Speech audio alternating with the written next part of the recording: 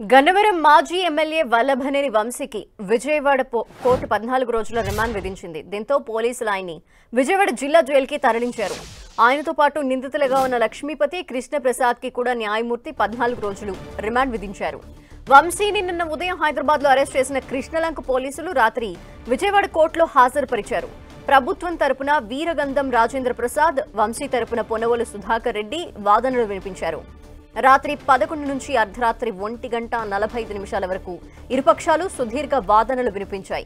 అయినా వాదనలు కొలిక్కి రాకపోవడంతో న్యాయమూర్తి అదనంగా మరో అరగంట పాటు వాదనలు విన్నారు. అనంతరం ముగ్గురికి 14 రోజుల చొప్పున రిమాండ్ విధించారు. మరిన్ని డీటెయిల్స్ మా ప్రతినిధి దుర్గా లైవ్ లో అందిస్తారు. దుర్గా,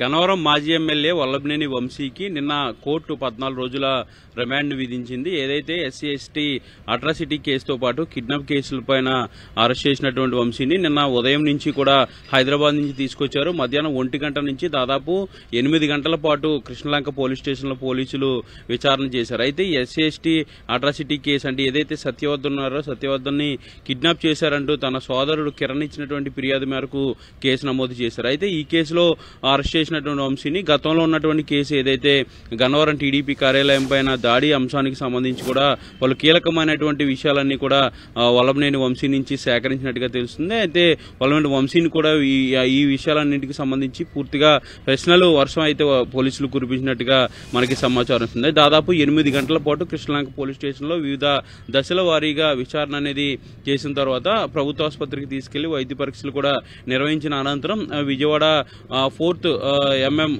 ఏసీఎంఎం కోర్టులో వంశీని హాజరుపరిచారు. అయితే కోర్టులో కూడా ఒక హైడ్రామా జరిగింది. రిమాండ్ రిపోర్టుకు సంబంధించి ఆలస్యంగా ఇవ్వడం, రిమాండ్ రిజెక్ట్ చేయాలంటూ కూడా వంశీ తరపు న్యాయవాదులు డిమాండ్ చేయడం, వీటన్నింటినీ నేపథ్యంలో ఈ తెల్లవారుజాము వరకు కూడా కోర్టులో హైడ్రామా అనేది జరిగిన తర్వాత 14 రోజులు రిమాండ్ అయితే వంశీకి విధించారు. అయితే వంశీతో పాటు మరో ఇద్దరికి కూడా 14 రోజుల రిమాండ్ ని విధించడం జరిగింది.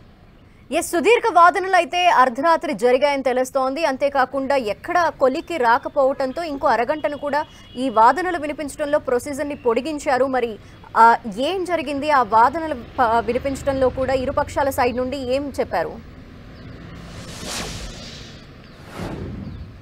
అంటే వాదనలు అంటే ప్రధానంగా ప్రభుత్వం తరపు పోలీసుల తరపు ఉన్నటువంటి న్యాయవాదులు అయితే ప్రధానంగా రిమాండ్ అనేది ఖచ్చితంగా ఇవ్వాలి, 14 రోజులు రిమాండ్ తో పాటు తర్వాత కూడా కస్టడీ పిటిషన్ కూడా వేస్తామంటూ కూడా జడ్జి ముందు పోలీసులకు సంబంధించినటువంటి న్యాయవాదులు చెప్పడం జరిగింది. ఎందుకంటే ఈ కిడ్నాప్ కేసు అలాగే ఎస్సీ అట్రాసిటీ కేసు కూడా ఉంది కాబట్టి ఈ 2 కేసులకు సంబంధించి కూడా ప్రధానంగా ఎంక్వైరీ చేయాల్సినటువంటి అవసరం ఉంది. ఫర్దర్ గా ఎంక్వైరీకి సంబంధించి రిమాండ్ ఇవ్వాలంటూ కూడా పోలీసులు కోరడం జరిగింది. అయితే ఈ రిమాండ్ ని రిజెక్ట్ చేయాలంటూ కూడా వంశీ తరపు న్యాయవాదులు కూడా డిమాండ్ చేశారు. ఎందుకంటే ఉన్నటువంటి సెక్షన్ లో అదేవిధంగా జరిగినటువంటి ఇష్యూ అంటే మొత్తం అక్రమ అరెస్ట్ చేశారు, కావాలనే ఈ కేసులో ఇరిగించారనేది వంశీ తరపు కుటుంబ సభ్యులతో పాటు న్యాయవాదులు కూడా చెప్తున్నటువంటి పరిస్థితి. కాబట్టి ఇది ముఖ్యంగా ఈ రిమాండ్ రిపోర్టు కోర్టుకి సబ్మిట్ చేసే విషయంలో కూడా పోలీసులు కాస్త అలసత్వం ప్రదర్శించారు. రిమాండ్ రిపోర్ట్స్ అనేవి త్వరగా కోర్టులో సబ్మిట్ చేయలేకపోవడంతో ఆలస్యమైంది. తర్వాత అర్ధరాత్రి దాటిన తర్వాత దీనికి సంబంధించినటువంటి వాదనలు ప్రారంభమయ్యాయి. ఏదైనప్పటికీ కూడా టోటల్ గా ఇరు వర్గాల వాదనలు విన్నటువంటి